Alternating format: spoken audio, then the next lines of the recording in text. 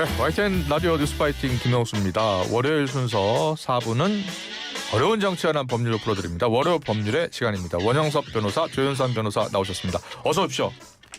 예, 반갑습니다. 원영섭입니다. 네, 안녕하세요. 조윤상입니다. 네, 워낙 법률 현안들이 많아요. 요즘 정치는. 예, 특히 이제 국민의힘 같은 경우에는 가처분 신청 네. 그 결과에 따라서 희비가 엇갈리기도 했는데요. 자, 국민의힘 김문수 후보를 한덕수 후보로 교체하려 했으나 결국 무산됐는데요. 이 과정에서 가처분 신청이 3건 있었습니다. 예. 어떤 신청이 있었고 예. 어떤 의미가 있었고 어떤 결과였습니까? 이게 금요일에 결과가 난 가처분은 네. 2건이 있었는데 네. 그 가처분은 전당대회 개최를 중지해달라는 가처분. 예. 그리고 김문수 후보에 대한 후보 자격을 지위를 확인해달라는 가처분이었어요. 예. 근데 그게 기각이 났습니다. 그러니까요. 예, 그게 기각이 나고 토요일에 들어가가지고 예. 진행된 가처분은 그 예. 밤 사이에 밤 사이에 그 김문수 후보의 후보 지위를 취소하고 네. 그리고 새벽 3시부터 4시까지 1시간 동안 예. 후보자 등록 신청을 받아가지고 그러니까요. 했던 그 만행에 대해서 네. 그 대통령 후보 선출 취소에 대한 효력 정지 가처분이었어요. 예. 그것이 이제 토요일 아침에 들어간 겁니다. 아, 그래요? 예. 자, 그런데 세 번째 거 네. 그 후보 취소 효력 정지 가처분 신청. 네, 이거는 그렇습니다. 결과가 나온 거예요, 안 나온 거예요? 결과는 나오진 않았는데 네. 그거는 이 가처분은 인용될 예정이었습니다. 그게 무슨 뜻이에요? 예, 왜 제가 이렇게 말씀드리냐면 네. 이 가처분은 전자소송이거든요. 예. 원래 그렇다 그러면 송달을 전자로 합니다. 그런데 9시 반에 그날 저녁 9시 반에 심리는 예. 5시에 했고 아. 8시까지 서류 추가할 거 있으면 다 내라 그러고 예. 그리고 9시 반에 그 신청인 측 소송 대리인 네. 신청인 측 소송 대리인이 전데 예, 저한테 그렇군요. 예. 저한테 송달료를 추납하라고 통지가 온 거예요. 송달료를 더 납부해라. 더 납부해라. 예. 근데 상식적으로 전자소송은 이메일로 송달을 합니다. 네. 그러니까 송달료를 벌써 몇만 원 냈는데 예. 이거를 추가로 낼 필요가 없어요. 그래요. 근데 기각할 거면 추가로 낼 필요가 없어요. 아. 근데 인용을 하려면 예. 이 인용 결정문을 예. 상대방인 국민의힘에 예. 집행관이 들고 직접 인편으로 줘야 돼요. 그렇군요. 예. 예. 그러면 이 택시비가 들잖아요. 예. 그러니까 그래서 몇만 원을 더 내라고 아. 이 지금 그 송달료 추납하라고 통지가 온 거예요. 그거는 그렇군요. 100% 인용한다는 뜻이거든요. 예. 그래서 그런데 이 휴일에 야간에는 네.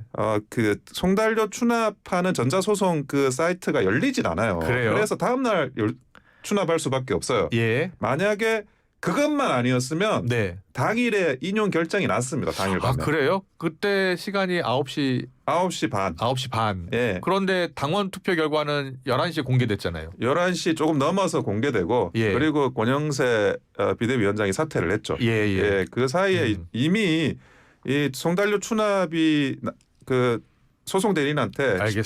신청이 그게 다 예. 확인이 되거든요. 그렇군요. 예. 그렇다면 만약에 당원 투표 결과가 조금 늦게 공개가 됐다면 예. 그 인용 여부가 발표됐을 것이고 아마도 효력정지 인용이었을 것이다. 예, 그거는 인용입니다. 뭐 어떤 법조인한테 물어봐도 아니 우리 조 변호사님한테 물어봐도 알겠습니다. 똑같은 답변을 할 물어볼게요. 겁니다. 조효사 변호사님. 자, 이 세 가지 가처분 신청 어떻게 보셨고 마지막에 이 후보 취소한 거 효력정지 지금 송달료를 추가 납부하라는 것을 보면 인용됐을 가능성이 높다는 거예요. 어떻게 보세요? 그 앞서 두 가지 가처분 사건의 경우에도 사실은 좀 인용 가능성이 높지 않나는 생각을 좀 했었는데 아, 그래요. 예. 그 부분에 대해서는 어찌됐건 재판부가 그 인용하지 않은 결정을 내렸으니까 네. 그 결정은 존중을 해야겠죠. 네, 근데 네. 마지막에 말씀하신 이번 효력정지 가처분 사건의 경우에는 예. 물론 이 사건도 인용 가능성은 전 높다고 생각은 했습니다. 방송에서도 그랬군요. 그렇게 말씀을 드렸고요. 예. 그런데 앞서 변호사님께서 말씀하신 것처럼 송달료 추납 통지가 왔다고 하면 집행관 송달이 필요한 거니까 그래요. 인용 가능성이 아마 굉장히 높다는 그런 그렇게 것으로 이해할 보는군요. 수가 법조인들은 다 있을 그렇게 것 보고 같습니다. 있었던 거예요? 예. 만약에 송달료를 추가 납부하다 그러면 이건 인용 가능성이 높다 이렇게 보는 거예요? 그렇죠. 그러면 국민의힘 입장에서는 그 당원 투표 결과를 당원 조사 결과를 발표하기 전에 예. 인용 결정문을 받을 수도 있는 상황이었지 않을까라는 생각도 드네요. 그럴 수도 있겠군요. 예. 그게 전산상 예. 그 휴일 심야에 접수를 못하기 때문에 납부를 못하기 때문에 네. 그 납부가 안 되는 사이에 이 발표가 난 겁니다. 그래요. 그러면 국민의힘 지도부가 11시에 당원 투표 결과를 발표하기 전에 인용될 가능성이 있다라는 것을 미리 알았을 가능성도 있는 거예요? 국민의힘 측에서도 아마 전자소송을 통해서 예. 송달료 추납 요청이 있다는 사실을 확인했을 것이니까 그렇다고 그렇군요. 한다면 충분히 인지하고 있을 가능성이 있지 않을까 싶습니다. 예, 알겠습니다. 지금 당원 투표 결과는요. 후보 교체 안 된다라는 거였어요. 반대가 더 높게 나타났다는 거죠. 그런데 뭐 얼마나 더 높게 나타나는지 아직 확인은 불가하죠. 예, 그 데이터 수치는 예. 공개되지는 않고 있습니다. 그런데 예. 뭐 이미 지금 그 김문수 후보가 더 높게 유리하게 더 결과가 난 이상 예. 뭐 수치를 공개하는 거 큰 의미는 없을 것 같습니다. 알겠습니다. 국민의힘 지도부가 강행한 후보 교체는 당심에 의해서 제동이 걸린 거예요. 자, 그런데 당원들은 단일화를 원했거든요. 그런데 후보 교체는 또 반대한 거예요.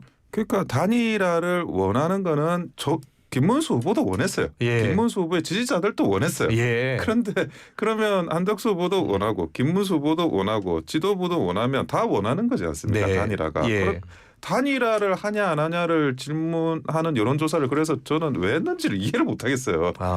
근데 어쨌든 예. 한덕수 후보로 교체하는 게 맞느냐 네. 이와 관련해 가지고 그 전날 새벽에 있었던 예. 그런 그 정당에서 일어나서는 안 되는 그런 지도부의 폭거를 보고 예. 당원들이 아니 단일화를 하라 그랬지 네. 폭거를 하라 그랬냐 예, 이렇게 예. 상식적인 생각을 한 겁니다. 당원들이 예, 예. 여기에 대해서 붕괴를 한 거죠. 그래요. 예.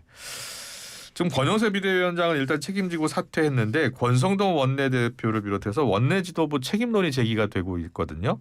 자, 조윤선 변호사는 어떤 생각이세요? 이번 권영세 비대위원장은 당연히 책임을 지고 사퇴하는 게 맞겠죠. 예. 권성동 원내대표도 저는 당연하다는 생각이 듭니다. 보통 우리가 쌍권이라고 표현하면서 이번 사태에 대해서 많이들 얘기를 했지 않겠습니까?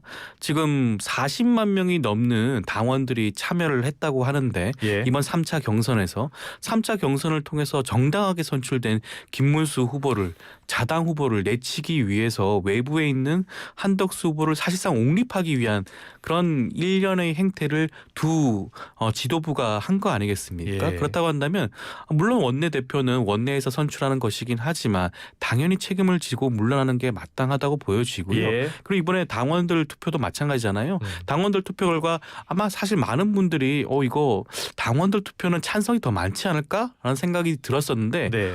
오히려 반대가 더 많았다는 거잖아요. 예. 물론 비등한 수준이라고 밝히긴 했지만 그렇다고 하더라도 과반 이상이 쌍권으로 분류되는 이 두 지도부의 행태에 대해서 반대 의사를 분명히 밝혔다는 것이고 그렇군요. 그렇다고 한다면 당연히 예. 권성동 원내대표도 물러나는 것이 예. 온당하다고 할 수가 있지 않을까 예. 싶습니다. 그런데 김문수 후보는 유임시켰어요. 예, 아무래도 그 선거 국면이고 예. 누구한테 이렇게 일일이 책임을 묻는 게 후보는 뭐 그러기보다는 예. 선거에 집중하고 대승적인 화합과 통합을 예. 추진하는 게 뭐 기간이 얼마 남지 않지 않았습니까? 예. 그게 가장 더 나은 방법이다라고 후보께서 판단을 하신 것 같습니다. 네. 다음 이슈 짚어보겠습니다. 조의대 대법원장 등 이 대법관들 청문회가 14일 날 열리잖아요. 예. 그런데 이제 조의대 대법원장을 비롯해서 대법관들의 참석 여부가 아직 결정이 안 됐더라고요. 본인들이 아직 밝히고 있지 않은 거죠. 불출석할 것이라는 전망이 많던데 어떻게 보세요? 저는 진짜 청문회를 14일에 할 수 있는지도 잘 모르겠어요. 예. 지금 이제 선거 국면인데 예. 이 선거 국면에서 민주당이 대법원의 그런 그 대법관들이나 대법원장을 불러가지고 청문회를 한다는 거는 네. 그 자체의 모양새만 보더라도 명백한 사법부에 대한 압력이고 예. 사법부를 장악하겠다고 하는 그런 내용으로 볼 수밖에 없습니다. 그런데 지금 선거해야 되는데 예. 과연 그렇게 할 수 있을까? 예. 그리고 이것은 있을 수도 없는 예. 이런 그 민주국가에서의 행태라고 보여집니다. 예. 조윤선 변호사는 청문회에 지금 조의대 대법원장이라든지 대법관들이 참석할 것으로 보세요?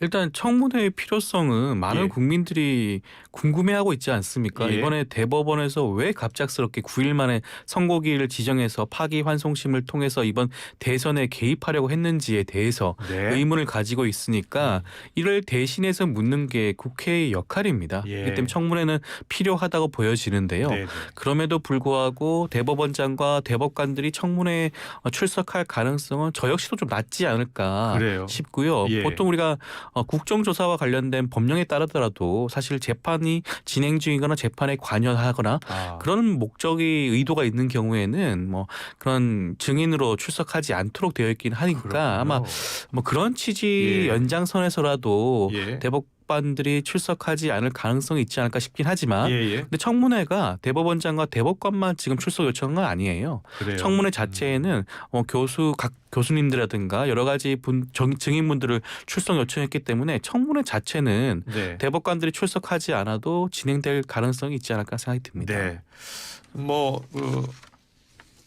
법관들 사이에서는 지금 여러 이야기들이 나오고 있는 것 같아요. 조희대 대법원장이 무리하게 선고를 했다라는 시각도 있지만 입법부가 사법부 수장에 대해 사퇴 압박하는 게 맞느냐라는 비판도 있고요.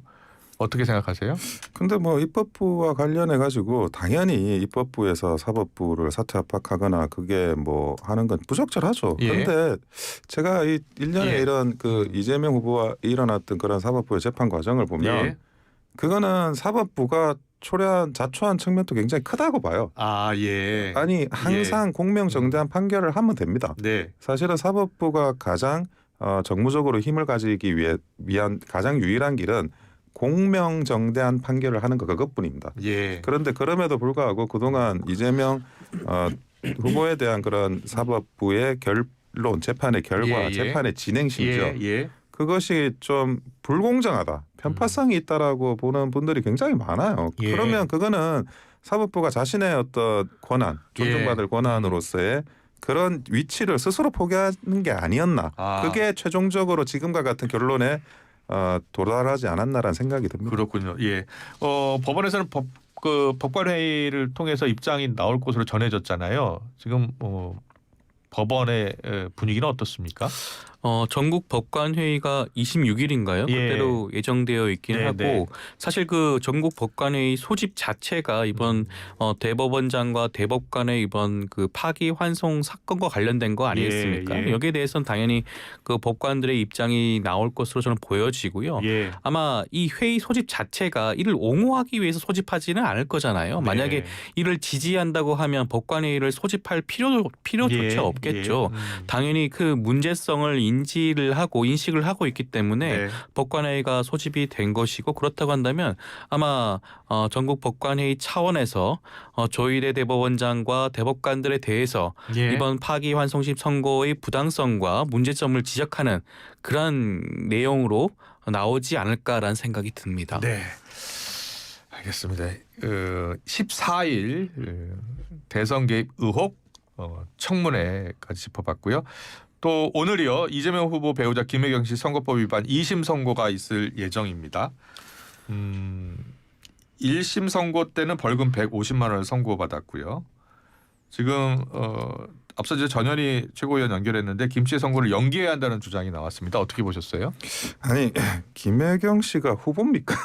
예. 김혜경 씨가 무슨 지위가 있나요? 그동안 이제 뭐 김건희 여사와 관련해서 김건희 여사는 사실은 영분이었고 예. 영부인은 경호상의 지위가 있습니다. 네. 네, 그런 분과 관련해 가지고 이런저런 뭐 소환 조사 장소 시기 뭐 이런 것들에 대해서도 아니 김건희 여사가 대통령이냐라고 항상 주장을 해왔는데 이번에는 민주당에서 네. 아니 김혜경 여사야말로 아무런 지위가 없는 분이에요 지금. 근데 그분에 대해서 뭘 연기를 한다 판결을 뭐 좀 그렇게 해야 된다라고 이야기하는 민주당의 일각의 주장은 터무니없고요. 예. 일각의 주장인지도 모르겠어요. 이게 상당수의 주장의 대부분의 주장을 반영하고 있는 게 아니라는 그런 생각까지 듭니다. 예. 조은상 변호사는요? 예. 지금 전현희 최고위원께서 그런 주장을 하셨는데 일견 그렇게 충분히 생각할 여지도 있겠죠. 물론 지금 김혜경 여사 같은 경우에는 무슨 공적인 지위에 있는 건 아니지만 네. 이번 항소심 선고가 공식 선거 운동 기간 중에 있는 거 아니겠습니까? 예. 지금 그 김혜경 여사의 배우자인 이재명 후보는 지금 가장 유력한 대선 후보이기도 하죠. 원내 일당 후보입니다. 예, 그런 예. 측면에서 그 배우자가 항소심에서 뭐 1심과 동일하게 유죄의 선고가 나온다라고 예. 하는 것은 어떻게 보면 선거에 임하는 우리 유권자들한테는 일정 부분 영향을 미칠 가능성도 있지 않을까라는 측면도 고려해야 되지 않을까라는 생각이 들고요. 그래요? 예. 사실 또 김혜경 여사의 재판은 항소심은 뭐 공식 선거운동 기간 지나고 난 다음에 해도 크게 문제가 되진 않습니다. 예, 당연히 예. 뭐 저희가 지금까지 여러 번 얘기했지만 헌법 제84조라든가 뭐 그런 게 적용되는 사안이 아니잖아요. 예, 예. 그렇다고 한다면 그 이후에 선고를 해도 무방한데 구태여 공식 선거운동 기간 중에 할 필요가 있나라는 측면에서 말씀드린 것 같습니다. 네, 알겠습니다. 또 다른 이슈로는 김건희 여사요.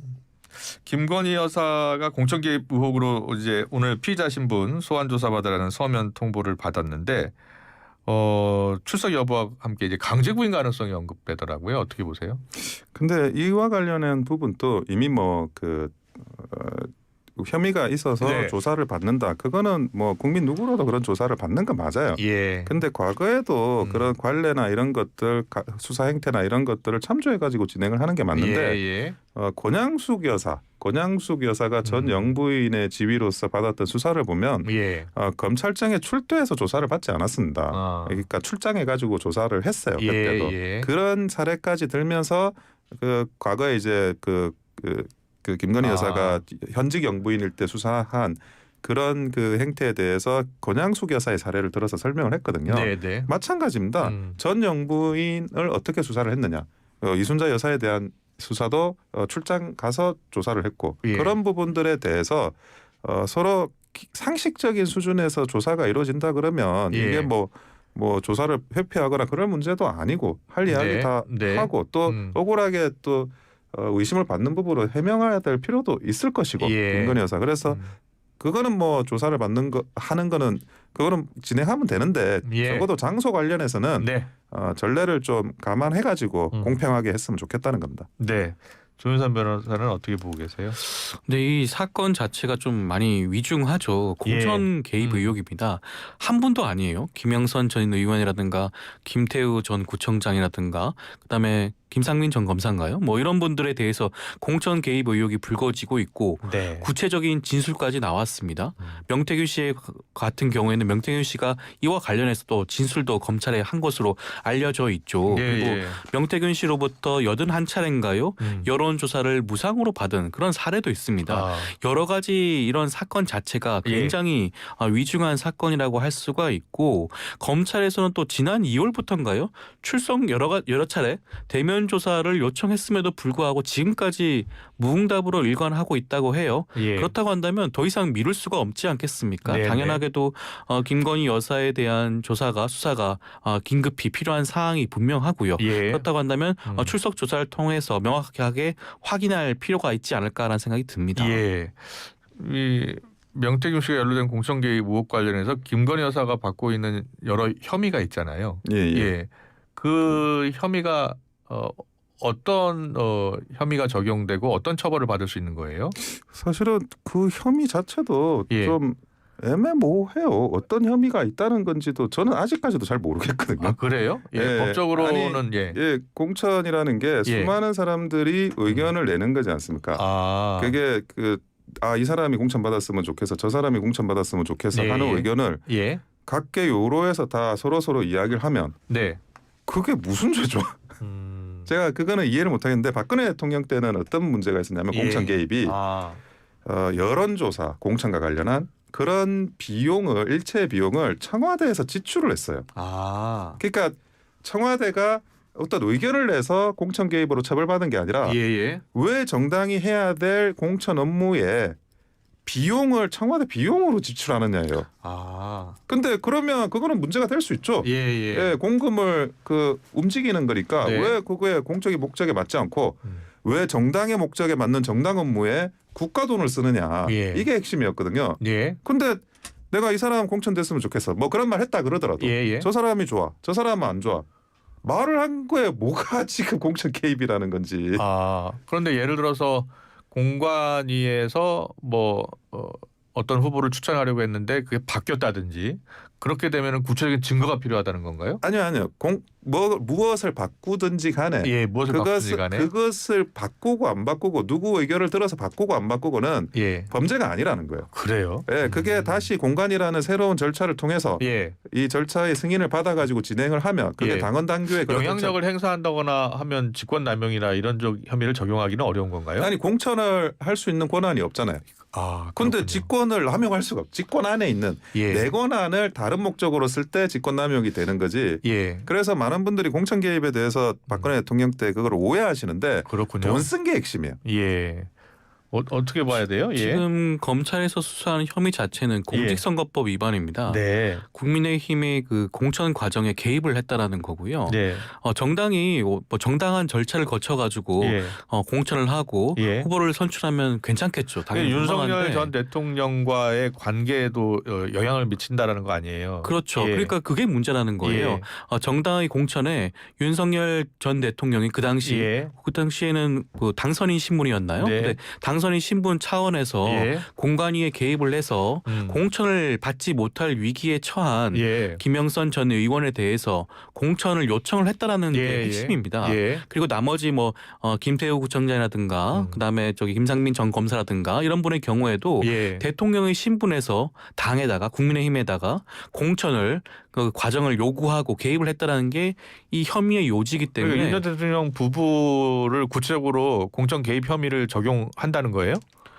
그렇겠죠. 지금 공직선거법 위반과 정치자금법 위반으로 지금 검찰이 수사를 진행하고 있으니까요. 정치자금법 위반 혐의요? 정치자금법 위반의 경우에는 아마 명태균 씨가 예. 81번 그 여론조사를 제공을 하고 이를 무상으로 받은 예. 혐의가 아마 정치자금법 위반에 해당되지 않을까 싶습니다. 그래요? 그럼 정치자금법 혐의를 적용할 수 있는 거예요?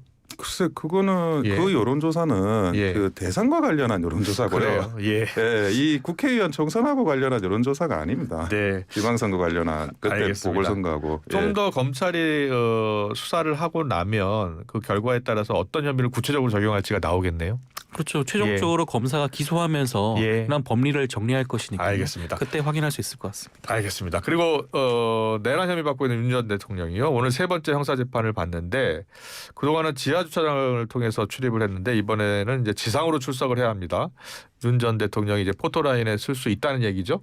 예, 뭐 그 아마 재판부가 결정을 한 것 같아요. 예, 초반에는 너무 이렇게 스포트라이트이 되고 하다 보니까 네. 그랬는데 몇 번 이제 재판이 그 진행되면서 이제 그런 뭐 세간의 어떤 집중도도 조금 떨어졌고 예. 그리고 이제 계속 그 매주 출석을 하셔야 되는데 그런 예. 부분에 대해서도 매주 또 이렇게 지하 주차장을 이용하는 게 적합하냐 뭐 그런 생각도 하시는 것 같은데 적절히 그거는 뭐 재판부가 사법부가 판단할 영역인 것 같아요. 그런데 다만 이제 가장 이제 중요한 거는 이번 선거에 대해서 어떤 메시지가 나올 거냐. 사실은 그 부분에 대해서 많은 분들이 집중을 할 수밖에 없는 상황이었거든요. 어떤 메시지를 내놓을까? 근데 네. 벌써 그 SNS로 네. 그 김문수 후보가 확정이 되고 바로 그리고 내놨죠. 예. 냈어요. 예. 그러니까 이제는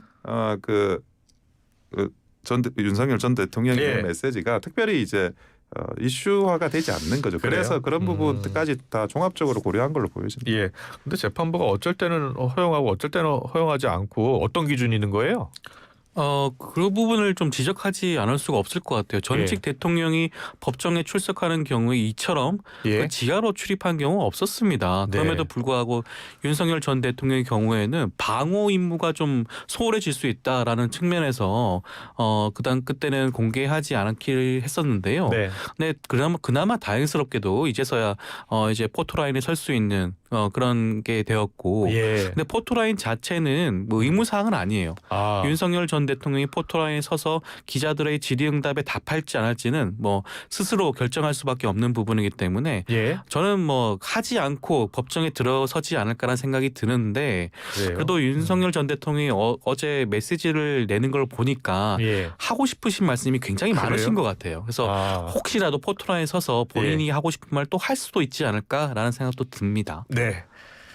오늘 출석 때 어떤 모습으로 등장할지 어떤 메시지를 낼지가 주목이 됩니다. 네, 잘 들었습니다. 지금까지 조윤선 변호사, 원영섭 변호사와 함께 월요 법률에 가졌습니다. 잘 들었습니다. 고맙습니다. 예, 감사합니다. 네, 감사합니다. 수고하셨습니다.